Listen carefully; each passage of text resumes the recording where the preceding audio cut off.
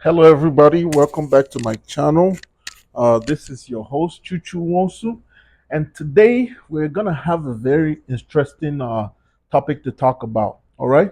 So I'm gonna give you guys a little bit of insight. Today we're talking about the type of people you need to avoid and route to the top. The type of people you need to avoid on your way to the top. Okay. You should avoid these people because one, they have nothing to offer. Two, they don't want your help and they don't need your help. And three, they intentionally get in your way so that you don't get to the top. They go out of their way to make sure that you don't get the help you need. So I'm gonna give you a story, right? So this story is a little bit of background, right? I had a guy that I went to high school with. Me and this guy and I, we had a history for 6 years. We went to the same boarding school back in Africa. And we went to this school for 6 years together. We started in '96 and ended up in 2002. We graduated from the same high school, and both of us ended up in United States, right? So if over the years a lot transpired, but I really got to the to the to, I had it up to here with the friendship on one occasion, right? So the guy called me up. He was in town. I'm a cheerful friend. When my friends call me and tell me they're in town, I'm always happy to see them. And when he said he was in town, I didn't have a problem with that. So he told me, "Hey, I'm trying to go check on some of my properties today. Can I rent one of your cars, or do you have a car I can loan?" So I said, "No problem." I had a Honda Accord. This was when I was doing my car business. I was starting out, so like the fleet of cars I had, I gave my friends access to. So I gave him this car. He went, checked on his properties, and at the end of the day, after all said and done, he brought the car back with no gasoline in the car. So at that point, I had to understand that this dude was built different, and he was built different in tune of the fact that he's not built for my life. He's built to be somewhere else, right? So you want to avoid people like this. I'm sure a lot of you have your different stories about individuals like this that have never played a significant role to make your life better. All right. So what you want to avoid is you want to avoid, okay? You want to avoid friends that take. All they do is take, and they have no intention of giving. And even when they give, with they don't give with a good heart, right? They don't have good intentions when they're giving. They don't give it to you with good faith. They always hold back something, or at a later date, they plan to use that gift that they gave to you as a one up to explain or resolve an argument or dialogue. You don't want those kind of people. So you want to avoid friends that take, right? And the friends that give, it's always beneficial to reciprocate, because if everybody's giving, everybody's receiving. That's my mindset. And that was the mindset of the great American president JF Kennedy, when he said, "Don't ask what America could do for you. Ask what you could do for America." So that's the attitude. If everybody's giving, everybody's receiving. And the next point is this, okay? Basically, friends that have a hard time giving, right? There are people you want to avoid. There are people that have a hard time giving. They don't take, but they have a hard time giving to you, right? So, like, I also have a short story to tell you, right? I have encountered this problem through, my business history. So I had this one guy, right? We were doing business together. I would always go over to his house, and I would always, like, as soon as I walked through the door, I saw his kids. I handed them cash and stuff like that, and it was just something I like to do. No, and out of the kindness of my heart, because when I was a little kid, it felt good living in Africa to see those uncles that would come around, and when they came, they gifted money, and it was just something that you could see the joy in their faces when they handed out bills to myself and my family friends. And at that time, it made them feel good knowing that they were making the life of a little kid excitable. That brought joy to my heart, and it brought joy to their heart too. Giving is one of the best ways to excite yourself, right? So this guy, whenever came to his house, I give his kids money. And On the long run, I would have all these conversations with this guy, meaningful conversations about business, life, and everything. And like I would say genuinely, I believe this dude liked me, or he had my best intention at heart. He would tell me about the stock market, how he lost like thousands of dollars, tens of thousands of dollars in the stock market. But when it came down to balancing accounts in business, right? So there were numerous expenses that we would run, and sometimes the balance would be off by $200, right? And I'm not saying that's a significant amount of money, but he would have a hard time trying to reconcile the reason that I gave him while the whole balance was off by 200. It was because there were some unforeseen circumstances because we were fixing accidented cars. And if you know anything about accidented cars, sometimes you give someone an estimate on a car. Anybody man could attest to this. When you bring in a car and you just give a crash estimate, even insurance companies have a name for this. They call it supplemental. The stuff that is unseen for later. So you give someone an estimate when the car gets taken apart. Sometimes you estimate it over or you underestimate it. Trust me, most of the time the estimate is hardly on point. So because of that, I believe in one case there was something that we forgot to replace. I believe maybe it was a latch and a battery because the car crashed so hard that it broke the battery. So that was replaced and that accounted for the expense of $200. He refused to give the money to me, reimburse me for what I spent. And I didn't have a problem with that. But over the years, that habit that he had of going over and over of befriending me, having good intentions, showing good intentions, me coming over and being joyful to see his kids and extending my proof of joy, and all the rest of it, I've basically led up to this moment where I said to myself, this friendship is not to my benefit. Because at some point you have to take your friendship and just weigh the benefit, cost benefit ratio, and start to make some real life analysis if something is worth it or some people are worth it to be in your life. So at that point, I believe I thought to myself, this dude is not worth, the time that I'm putting into the relationship. This dude is not what like it's not worth my time anymore at this point. I had to move on to a different chapter of my life. So people like that, they find it very difficult to give anything to you. And I had a very very sad occurrence in my family.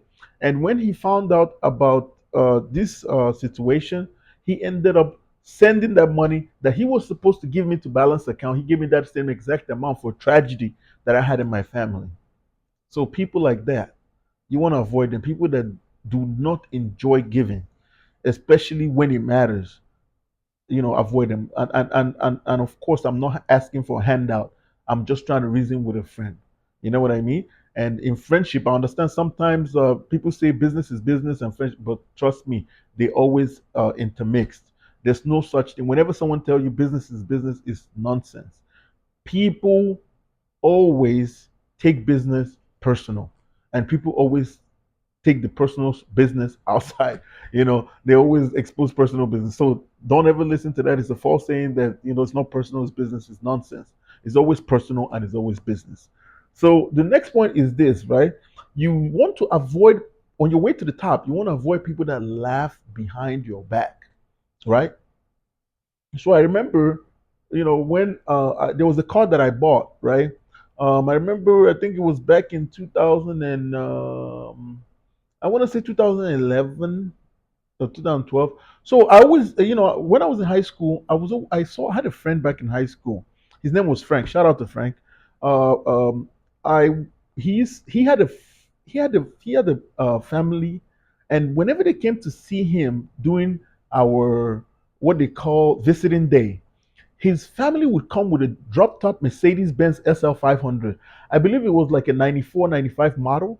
And when I saw that car, I was like, wow, how I wish I could have a car like this. That car just blew my mind. I just love the fact that it was a drop top. So as soon as I could afford to, I bought one of those, right? And I drove it over to a friend's, like someone who I thought was a friend. We had gone to high school together. Like I said, some of these people, they're not your friends. They're just in your life. You guys are proximity friends because of where you guys found yourself in the same location. So, he saw the car, he decided to take it for a test drive and everything. And after all said and done, dude goes behind my back laughing at me that I was driving a 1995 car. But he forgot the meaning behind the car. It wasn't that that was what I wanted to drive. It was just something I always dreamt of owning. It's just like when you see the rich guys that have money for $5 million Bugattis and they still buy that 1974 Lamborghini or Ferrari car. It's just something they always wanted to own. But more on that on a future topic. Okay, another people you want to avoid on your way to the top, right? You want to avoid people with relationship that the net outcome is equal to zero, right? You don't want to have people like that in your life, right? You have no use for them, they have no use for you. So basically, when you calculate or make an equation of the friendship, it comes out to the sum of zero. So you want to avoid people like that. They don't help you, they don't come around, they don't extend their grace, and you don't do the same. Or even when you do, it's not properly reciprocated. So you want to avoid people like that in your life. Those are the kind of people you want to avoid on your way to the top. All right. Another kind of group of people you want to avoid on your way to the top is people that do not believe in you. You're an investment, you're a business, you're a person. You deserve to be treated well, not like a king, not like a queen, but well, because that's the bare minimum a human being could do in this life. Just treat you well, treat you with respect. So there are people like that that do not believe in you. They don't think that whatever it is that you are trying to accomplish out of life, that you will ever get to that goal. They always you could always tell some of these people by the way they respond to the comments that you make or the statements of motivation that you put out there in the universe, because they don't believe it, and they tell you that they don't believe it because of how vocal they are about the active statements you make pertaining to your life, right? So people like that that don't believe in you, you do not want to have them around in your life. I have an example. I had a lady friend, right? And she was in my life for a while, and she had a car, right? And this car the engine was about to go bad. So I took an active step to ensure that that didn't happen. So at the end of the situation, after all said and done, what I did, she ended up with about $10,000 in her bank account, right? And with that $10,000 in bank account, I had basically instructed her, how about this, right? I would I would bet on you.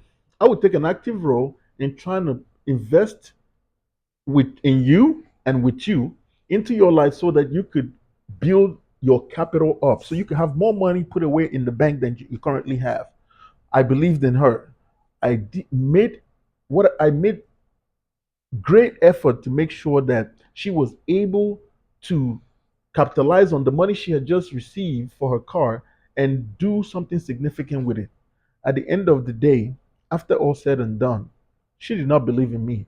How did I know it? Because the plan that I had put in place, she could not see herself going along with it, even though I had zero to benefit from it. So avoid people that do not believe in you and they're vocal about it based on their actions, right? The way they speak and the way they act tells you everything you know. Read the body language, all right? So another group of people you want to avoid on your way to the top, right? People that do not bet on you or do not promote you, right? You want to avoid those kind of people. The kind of people you want are people that bet on you and people that promote you all the way, because those kind of people are the kind of friends that you need when you get to the top. I'll give you an example, right? I have this friend, right? His name is Enyi, right? I met him through his sister-in-law. This guy is such an amazing guy, right? He has a passion for fixing up like wrecked cars and antique cars. So after I met this guy, he took a very strong liking to me. And anytime he goes anywhere and anybody says anything about the car business, right? Anybody mentions anything about buying a car, shipping a car, selling a car, doing anything with a car, fixing a car, I'm the first name that comes to mind. He does not waste a second in promoting my business. Those are the kind of people you want. And the ones you don't want are the ones that do not promote or bet on you. I have another friend. Shout out to Hakeem. Hakeem is an amazing friend, man. I've known Hakeem for so many years. Hakeem is a godsend. Is the kind of friend that I pray everyone watching this video can have, right? So what Hakim does is similar to what Enyi does. Whenever he goes anywhere, he does not have a problem putting my business out there, telling people, "Hey, you want to buy a car? You want to do this? I have a guy. My buddy Chooks is my best.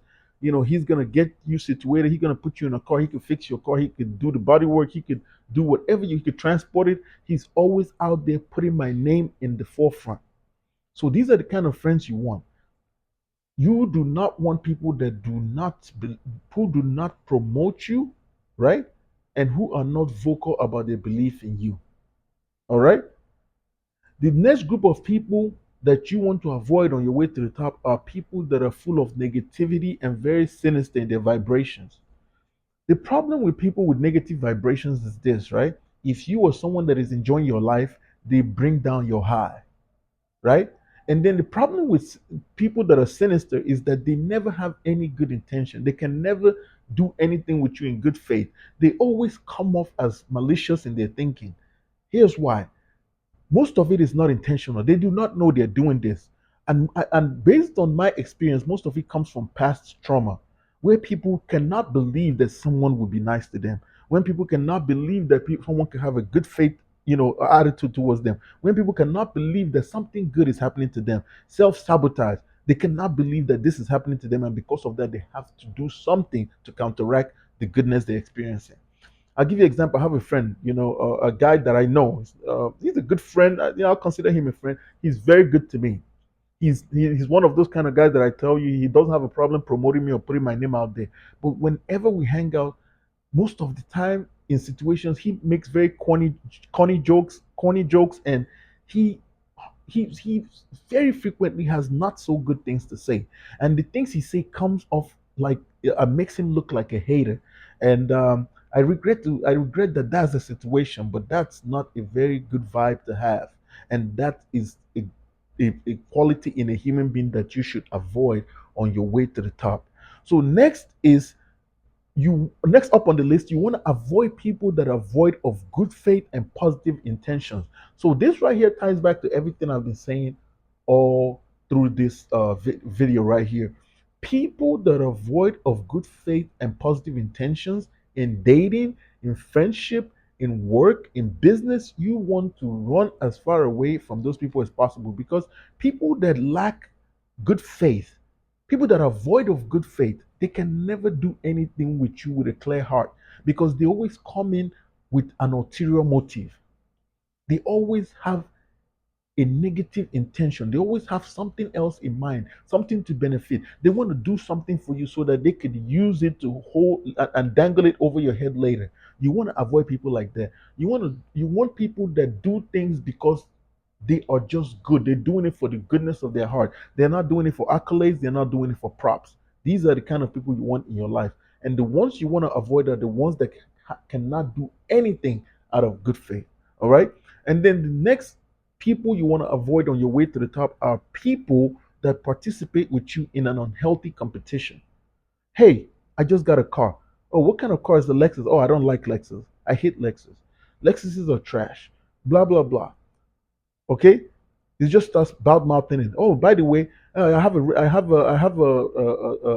a Jeep Commander. The Jeeps are better, I think. They have the whole 4x4. Just nonsense, and it does not help, benefit, or put anybody at the vantage point. There's no benefit to anybody when the family is having a turmoil, or basically arguing with each other. It makes no sense. Competition should be healthy. I believe in competition. Men should compete, but at the same time, you should keep it very healthy. All right. So that's the thing. So another group of people you want to avoid on your way to the top, because on this channel we talk about men that are headed straight to the top. You want to avoid people that belittle your accomplishment, right? People that always belittle your accomplishment, because it's like basically they comparing themselves to you. And whenever you tell you have an accomplishment put in place, they feel they need to belittle your accomplishment, right? And what they do is they're comparing you to others. So when you, for example, let's say you're a chef, right? And you have worked so hard to get to a point where you can make very decent meals. And then you have that person that would always come and be like, oh, but X, Y, and Z is better than you at cooking. Someone you need to avoid. What is the point of that? We're not eating X, Y, and Z's food right now. We're not playing basketball with X, Y, and Z right now. We're not at X, Y, and Z's house right now. Why does it matter? Why do you feel the need at that moment to bring up the fact that X, Y, and Z, right, is better than the person that is in the picture at that very given moment? It makes no sense. So you want to avoid people that look at your accomplishments and feel the need to belittle them, and not just belittle them, go as far as comparing you to others and telling you why someone else is better than you when you're having your moment. All right, guys, thank you so much once again for joining this channel and having sharing another episode of Business Class with me. And I hope you keep coming back and sharing and liking and subscribing to the channel so that we could grow and get the word out there so that we can have a group of business men and women that are doing excellent work with their life and interpersonal skills. Thank you so much, guys, for listening and checking in. I'll see you on the next video. Good night.